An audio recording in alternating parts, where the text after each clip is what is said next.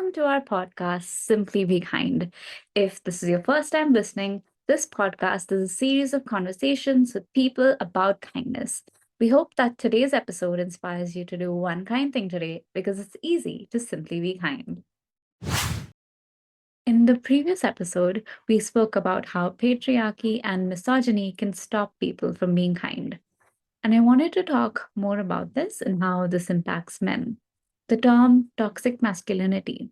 We can define this as a system of beliefs that result in a host of behaviors that men are expected to adhere to, including, but not limited to, suppressing emotions, masking distress, maintaining an appearance of hardness and stoicism, and engaging in violence as an indicator of power.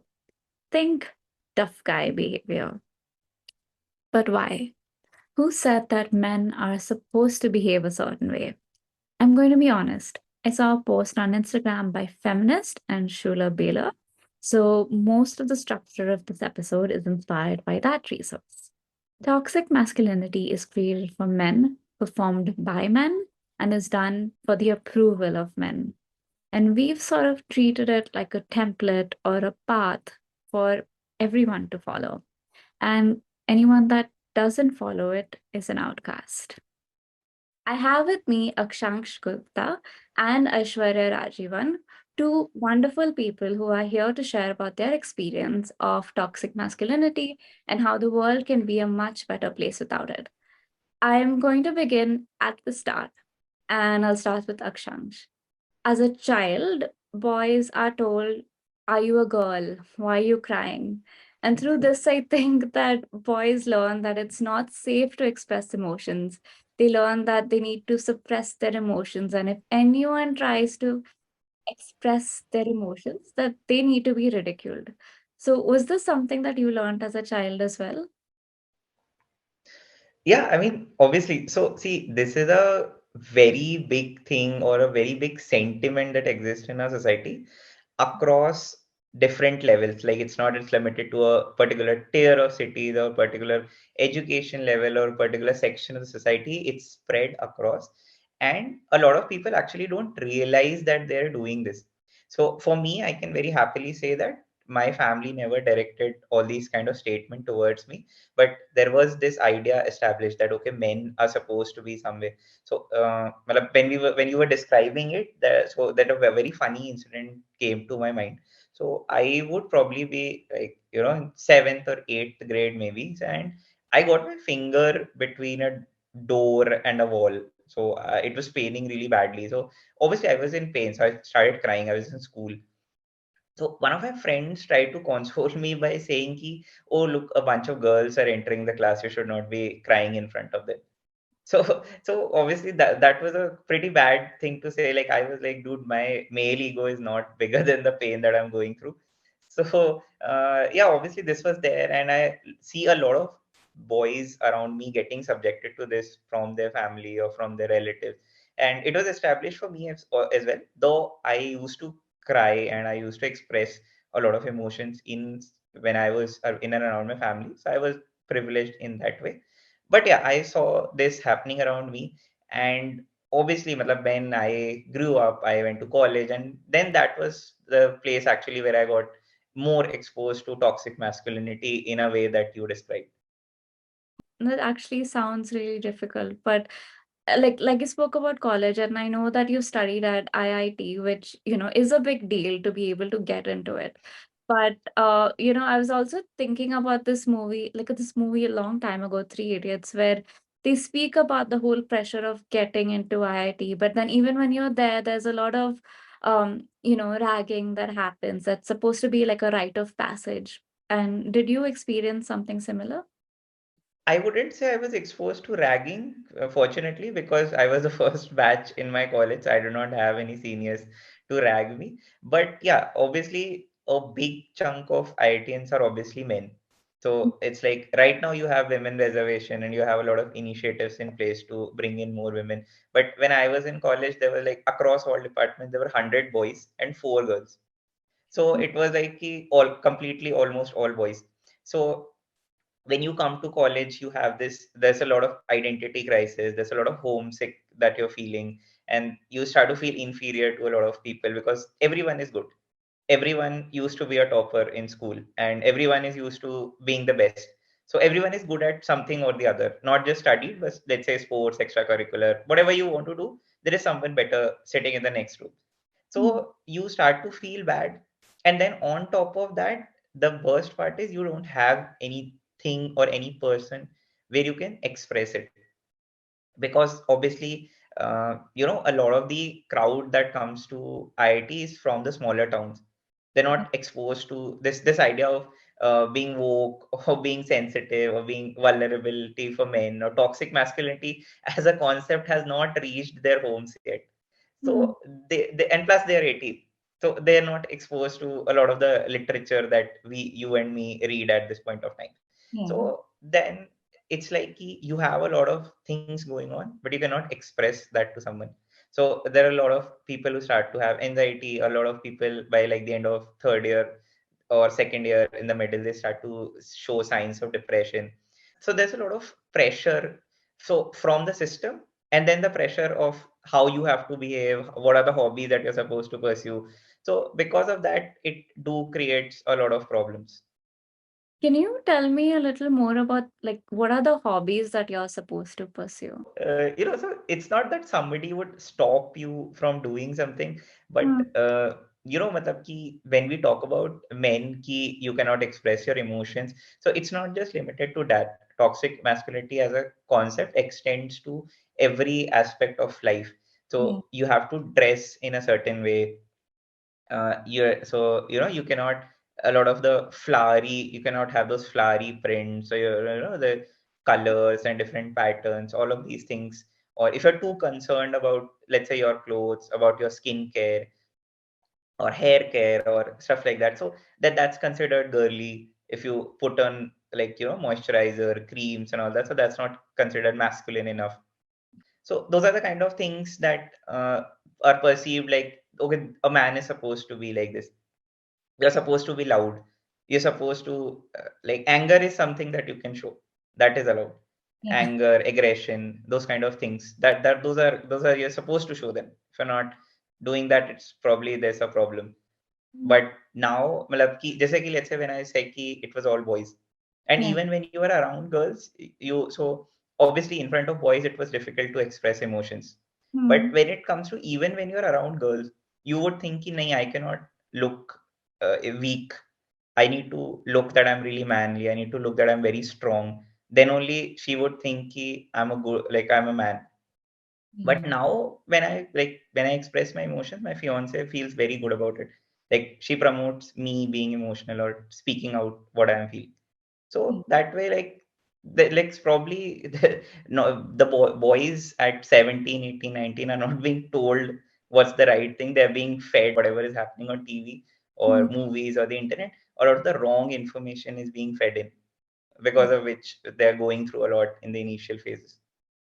No, that's very true. And I think that it does impact you in a certain way. It impacts the way you think, and it doesn't let you to be true to yourself, and it doesn't let you be kind towards yourself. It does impact mental health in a big way because you are, at some point of time, you want to be your true self, and you want to be good to yourself, but there's a lot of strong voices telling you that you can't, you shouldn't be this. I would like to extend it to a lot more aspects. So let's say I want to take out 10 different shirts and figure out ki what I want to wear. I want to spend time. I want to look good. Or maybe I want to talk about things. I have hobbies which are, I'm not necessarily interested in sports.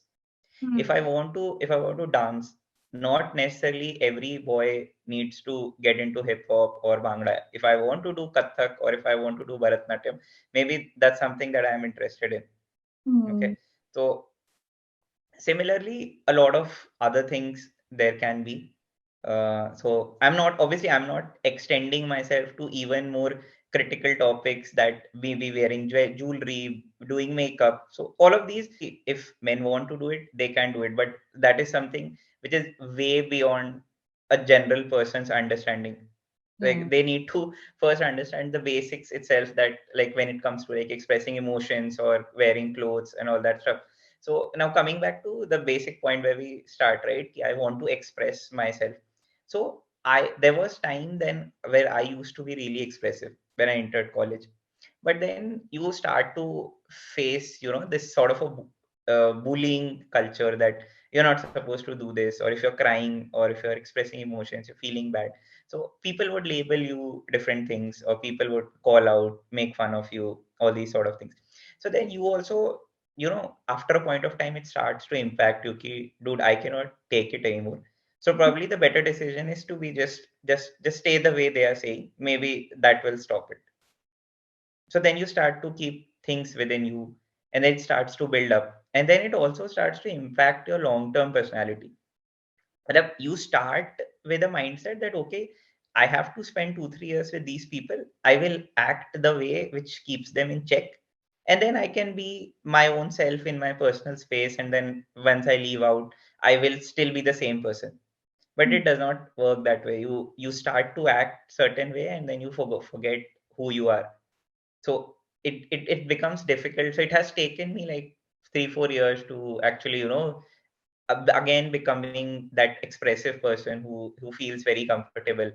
uh, it not just forcing myself, pushing myself into it, not just a better set of people to be with, but also, going through a lot of literature, listening to people, listening to podcasts. So I always listen to this Man Enough podcast, and I recommend it to a lot of people ki, if you want to discover what toxic masculinity is, or if you want to understand what's the harm it has caused us, and if you want to improve, so that is something that you should listen to. So and as I said, ki, a lot of people are doing it unintentionally. They don't even realize ki, there is something wrong. So when I listen to Man Enough, so there are certain things which I know ki, this is wrong and I need to improve. So I look for ways how I can improve.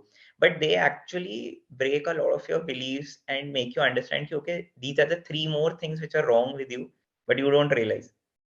So that is something which has helped me a lot, but that takes a lot of effort, and you have to consciously understand also. A lot of people don't even understand in the long term ki, yaar, this is something which has been done wrong to me. Maybe I can have very easily say that if there are 100 people in my batch, 70 of them were affected by this entire concept. So probably 25, 30 of them are still affected and they're still living the same life, because either they're not able to come out of that, or they don't even know that they're supposed to come out of it. That's a good point. And I feel like, the fact that they don't know, like you said, they don't know about certain things. They don't know that they're supposed to, this is also a way that you can be. It also robs men of the opportunity to feel close to anyone or even just be true to themselves and be kind to themselves. And there are people who are like into relationships, so they take this responsibility care. If the partner is a little, girls are said to be, they're supposed to be emotional. Hmm. They're supposed to be like the one you should take care of. Men are told that, you're supposed to take care of her, while it has to be like a one-on-one thing, right? Like both of them are supposed to take care of each other. Hmm. I am equally allowed to cry, and she should be the one taking care of me. But there are boys who will take whatever is coming their way. Their partner can throw all the tantrums that are coming, and they would keep taking it. But when you like sit with them in peace, like talk to them for a few hours, they would start to open up, they start to be vulnerable. And then why am I not having such evenings every day? Why am I not sitting peacefully and talking every evening after 8 when both of us are done with work? Why am I taking tantrums? And why am I supposed to take care of everything, and then take care of my emotions also, and take care of her emotions also? Hmm. But given both of them are like the same age, all of us are like 25 to 30, we have a lot of things happening in life. So everyone needs someone to, share things with. Yeah. So one person cannot be the punching bag. And a lot of men like willfully decide that, okay, this is what society had told me, I'm supposed to be the punching bag of the family. True. I want to bring forward an important statistic. 27% of men have felt embarrassed or have been judged for being openly speaking about their mental health. And 40% of women admit that they feel men are less likely to feel emotionally weak, stressed, and more. And that's the thing about toxic masculinity. It applies to women as well. When it comes to becoming a template, when it comes to templates, we need something to adhere to it too. And women end up adhering to templates as well. I want to introduce Aishwarya to the conversation now. So, hi, Aishwarya. Hello. Can you tell me if you've had like a similar upbringing to Akshansh? I was raised by a parent who struggled with toxic masculinity, actually. As a father, all he knew was to be the provider and take care of his family. So when Mhm. I asked him questions like if he needs help or if he's doing okay after a long day at work, all he said was he's fine and he doesn't want to talk about it. It was so hard to see his struggle, and it made me so empathetic towards men who struggled with the consequences of toxic masculinity. It's Mhm. almost like all they've known and been taught. My mom, on the other hand, did not know how to be there for him emotionally, as she herself expected him to be the caretaker and manage everything on his own. Mhm. I think it's, yeah, I mean, I think it's very fascinating that women can also be toxic and unkind. And the way I look at it, and I know this comes across as very binary, is that um, I feel like men feel like they can be themselves around women because they feel safe and they feel like they can be taken care of there. But when men go to women who have toxic traits, they find themselves rejected there as well. For sure, I believe when we talk about patriarchy and misogyny, we often don't acknowledge the fact that women are also key players in the process. For example, during my high school years, I was exposed to women who echo almost the same sexist comments that they receive, like from the male counterparts. Whether it's about his body or if he's masculine enough for their taste, I would constantly hear lines such as like he's not muscular enough, look at his body, or he's too emotional and acts too gay. I like real men, that's what they said. Or Right. things he's too quiet and shy. What a weirdo. He's too much in that way. And they're so unkind and it always infuriates me. I believe no one deserves to hear such preconceived notions stuck on them as labels. Masculinity comes with more than just physical strength and toxic behavior. The labels can be just as suffocating as it is for women. And has that always been the case for you, like even like future on? Yeah, for sure. Like, if anything, later in my life, during my university years, I saw men support and encourage other men around them to open up. I Mhm. still remember seeing the moment when a mutual friend of mine opened up about his depression and self esteem issues. The first person to wrap him up in a hug was actually his best friend, and he burst into tears. In that moment, it was all about vulnerability and being there for each other. There was no label or pressure to be masculine enough. His tears were just as valid as mine and yours. His struggles are just as valid. If anything, we must create a safe space for men to open up and gain the support they need. But it sounds sad, but I'm also glad that happened.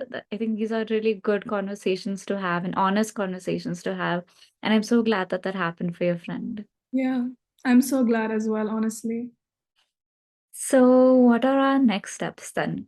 How can we be a little more active in avoiding our own biases? Here are some ways where you can choose to be kind in situations where someone's being toxic. Number one, offer support.